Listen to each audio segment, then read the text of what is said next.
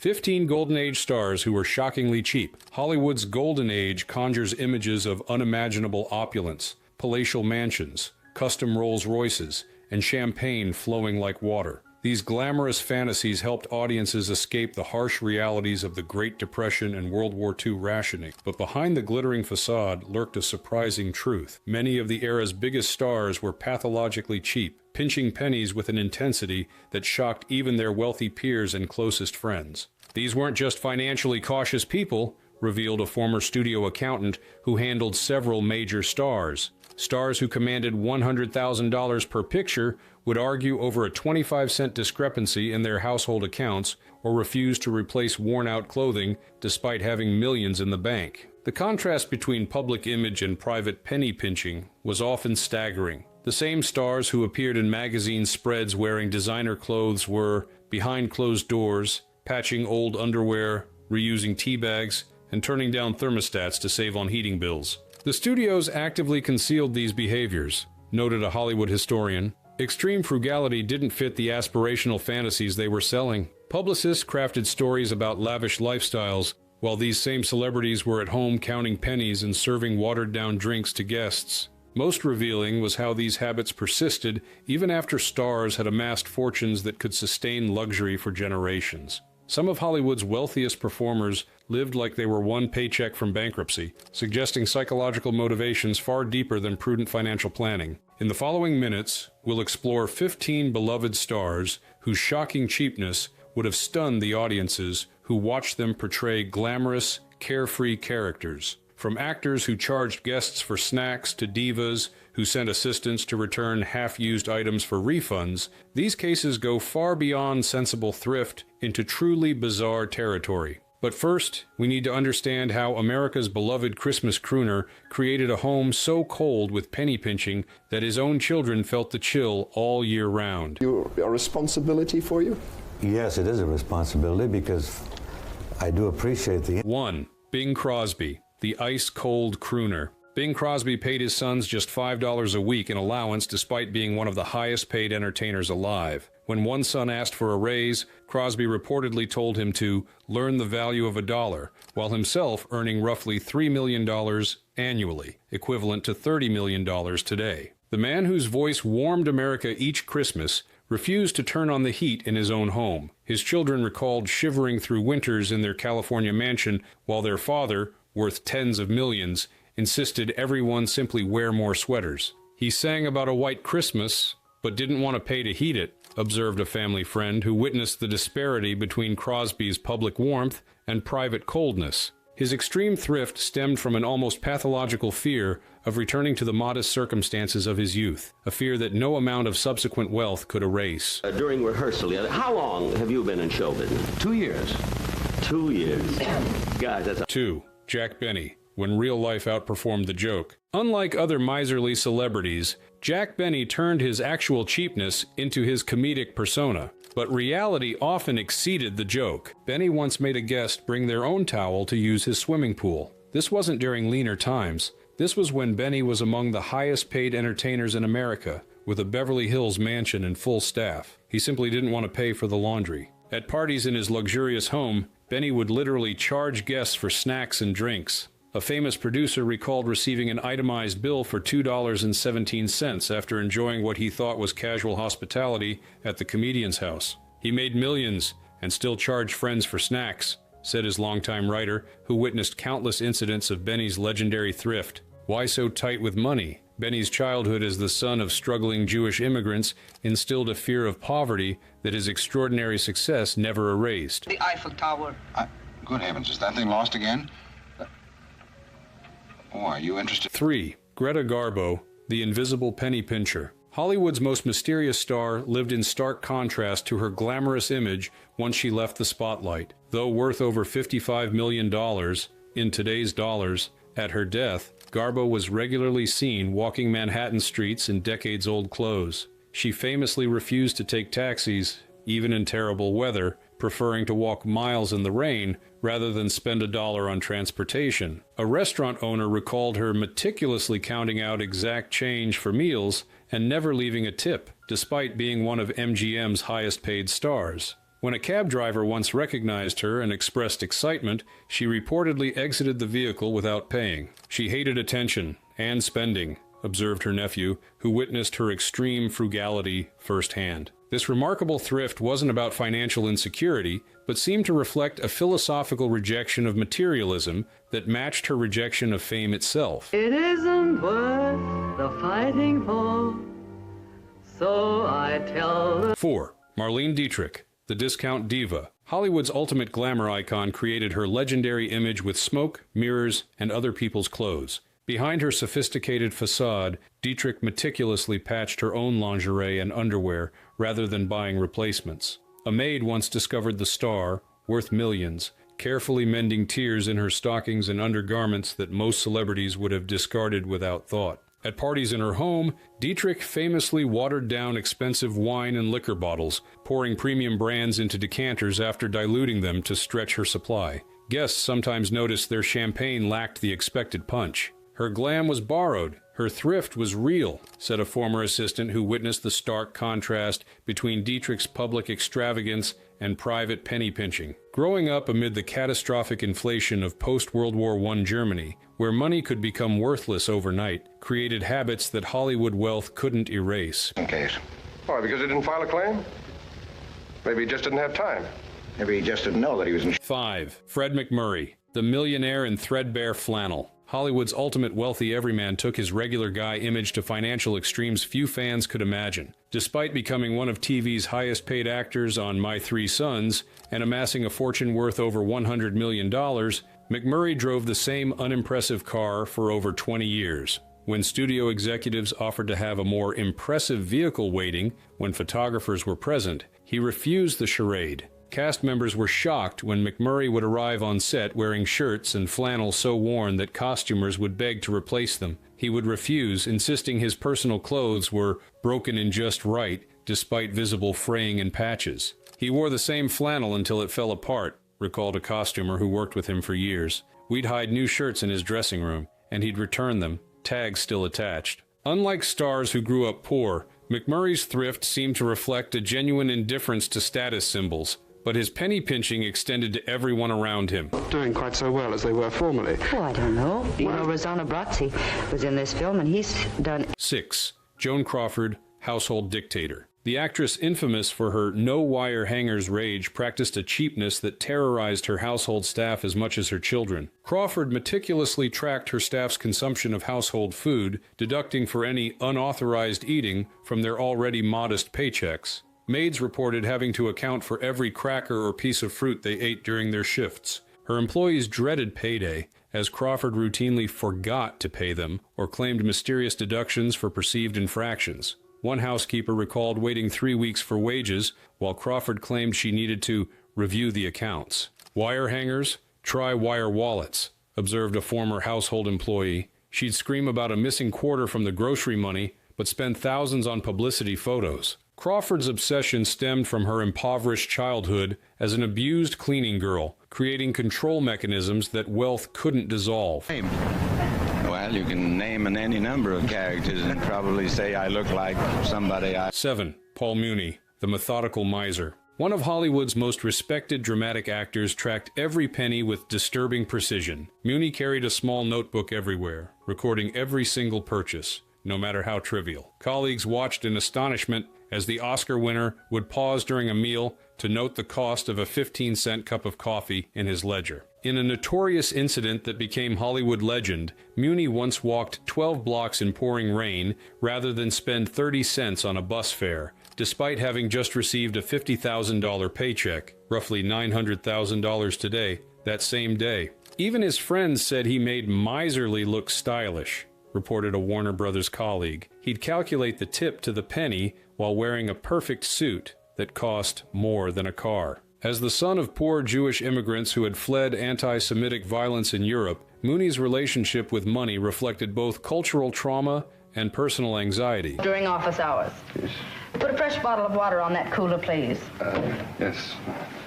8. Cary Grant, dashing cheapskate. Hollywood's most elegant leading man cultivated an image of sophisticated wealth that contradicted his notorious penny-pinching ways. While filming on location, Grant, one of Hollywood's wealthiest actors, would share hotel rooms with much younger, less successful actors to split costs. A co-star recalled Grant suggesting they take turns sleeping on the floor to save money, despite the film earning him $300,000, about $3 million today. The epitome of sartorial perfection on screen, Grant would wear the same suits for years, having them meticulously repaired rather than replaced. His reluctance to update his wardrobe became so extreme that studio wardrobe departments sometimes secretly replaced worn items during filming. He looked rich, but lived like a coupon clipper, revealed a longtime friend. He'd spend 20 minutes arguing over a 50-cent overcharge at restaurants where he was recognized by every diner. Born Archibald Leach in extreme poverty in Bristol, England, Grant's early deprivation created financial fears his subsequent millions couldn't dissolve. The combination cigar lighter and matchbox. The matches were very good. 9. W.C. Fields, paranoid with cash. Comedy's famous misanthrope took his distrust of humanity to bizarre financial extremes. Fields was known to count every coin in his change, even when severely intoxicated. Bartenders recalled him questioning bill totals and counting change while so drunk he could barely stand, suggesting his suspicion ran even deeper than his legendary alcohol consumption. His distrust of banks led to Fields stashing money in hiding places around film sets, hotel rooms, and his home, so many that he frequently forgot where he'd hidden thousands of dollars. After his death, over $50,000 in cash, $700,000 today, was discovered in odd locations throughout his properties. Booze wasn't cheap, but everything else better be, said his longtime assistant. He'd spend $100 on whiskey, then refuse to pay a quarter for a newspaper. Fields' childhood in crushing poverty, followed by years as a struggling juggler, created a financial paranoia that manifested in both his comedy and his deeply suspicious approach to money. Really, at the first we didn't have one at all, you know. We were working when we were married and didn't get away. 10. Barbara Stanwyck, reused Christmas cards and recycled gifts. One of Hollywood's highest-paid actresses practiced a level of thrift that embarrassed her wealthy friends. Stanwyck saved Christmas cards she received, carefully cut off the signatures, and sent them to others the following year. Recipients sometimes recognized their own cards coming back to them with Stanwyck's name freshly signed. Her gift-giving became legendary for its frugality. A fellow actress recalled receiving a scarf from Stanwyck for Christmas, only to learn it had been given to Stanwyck by another star the previous year, with the original gift tag still accidentally attached. She gave powerhouse performances and clearance-level gifts, noted a longtime friend. She'd splurge on nothing except her work clothes, and even those she'd wear until they fell apart. Orphaned at 4 and raised in foster homes, Stanwyck's early years of genuine deprivation created patterns of extreme thrift that her subsequent success never erased. Oh, yeah. He's got a better job than you. He only works 2 hours a week. 11. Bob Hope, the tightwad entertainer. America's beloved entertainer accumulated one of Hollywood's greatest fortunes while maintaining shockingly stingy habits. Hope once sent back a sandwich at a restaurant when he discovered the price had increased by 15 cents since his last visit. The manager, recognizing the multi-millionaire comedian, offered it free to avoid a scene, but Hope insisted on the original price, arguing for over 10 minutes as diners watched in disbelief. Staff on Hope's USO tours reported he would collect complimentary toiletries from first-class airline lounges and hotel rooms, hoarding soap, shampoo, and even shower caps despite traveling with a net worth exceeding $150 million. He'd fly first class and haggle over peanuts, recalled a travel coordinator who worked on his tours. He'd demand free upgrades while nickel and diming everyone around him. Hope's immigrant background and childhood brush with poverty created financial anxiety that his eventual status as one of America's wealthiest entertainers never resolved. I like it better.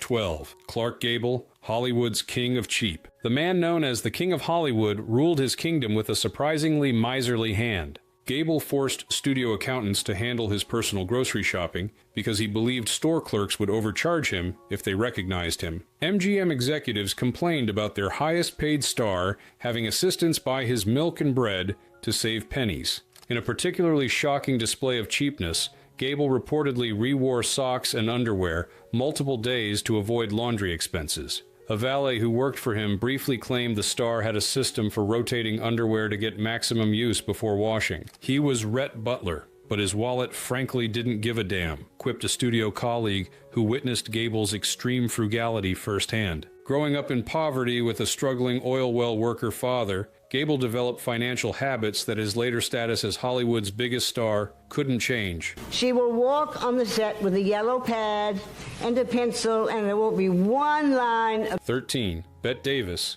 the refund queen. Hollywood's most celebrated dramatic actress created drama in retail stores with her notorious return habits. Davis regularly sent unpaid interns and assistants to return partially used cosmetics and clothing items for full refunds. Store managers, recognizing returns from the famous actress, would reluctantly process refunds for items clearly worn or used rather than risk confrontation. At the height of her fame and wealth, Davis bragged about never paying full price for anything. She would wait for sales, use expired coupons, and argue with cashiers over small discounts with an intensity that matched her most dramatic screen performances. She could destroy someone on set, but refused to destroy her bank balance, recalled a makeup artist who witnessed both her professional perfectionism and private penny pinching. The child of a single mother who struggled financially after being abandoned by her husband, Davis developed financial habits reflecting a deep-seated fear of returning to poverty. They love each other. They're like father and son. And in Liberty... 14. James Stewart, America's frugal friend. The star, known for playing the quintessential decent American, maintained tight-fisted financial habits that conflicted with his generous screen image. Despite accumulating tremendous wealth from his film career and savvy investments, Stewart lived in the same modest home for over 40 years, refusing upgrades or renovations that neighbors with a fraction of his wealth routinely made. Stewart insisted on buying clothes, furniture, and even gifts secondhand. A co-star recalled Stewart arriving at a director's birthday celebration with a used book still containing another person's inscription, which he had failed to notice when purchasing it from a thrift store. He played America's sweetheart, but his money never left the bank, said a longtime colleague. He'd wear shoes with holes rather than buy new ones, despite being worth millions. Growing up during the Depression in a small Pennsylvania town, with his father's struggling hardware store constantly on the edge of failure, created financial caution that his subsequent Hollywood success never diminished. Yes, I think I say this without any false modesty. 15. Charlie Chaplin, the tramp with a fortune. Cinema's beloved Little Tramp accumulated one of Hollywood's greatest fortunes while maintaining the financial habits of his impoverished character. Despite becoming one of the wealthiest men in entertainment through groundbreaking contracts that gave him ownership of his films, Chaplin lived in a surprisingly modest home and wore the same ordinary clothes until they were threadbare. Chaplin developed a reputation for what industry insiders called intellectual dining and dashing. He would invite colleagues to restaurants for meetings, dominate the conversation with brilliant observations, then conveniently disappear just before the check arrived. The tramp made millions and acted like he had nothing, observed a film financier who dealt with Chaplin's complex financial arrangements. Having experienced extreme childhood poverty in London workhouses after his father's death and mother's mental illness, Chaplin developed a relationship with money marked by both extreme accumulation and surprising personal frugality. These 15 Hollywood legends reveal a fascinating contradiction. While selling glamour, luxury, and abundance on screen, many stars privately pinched pennies with shocking intensity. This disconnect between public image and private behavior offers a window into both the psychological impact of early financial trauma and the elaborate illusions of Hollywood itself. Many of these stars experienced genuine poverty or witnessed the Depression's devastation firsthand, observed a cultural historian. This created a generation for whom financial security could never be taken for granted, regardless of their current wealth or success. For some, like Jack Benny, cheapness became part of their public persona. For others, like Greta Garbo or Barbara Stanwyck, extreme frugality remained intensely private, hidden aspects that might have contradicted carefully constructed images had they become widely known. These cases expose the gap between Hollywood fantasy and human reality, noted a psychologist. We assume wealth automatically changes one's relationship with money, that abundance naturally leads to spending. What these stars demonstrate is that money habits reflect core psychological patterns that often persist regardless of bank balances. Perhaps most revealing is how these penny-pinching behaviors existed alongside tremendous professional generosity or artistic excellence.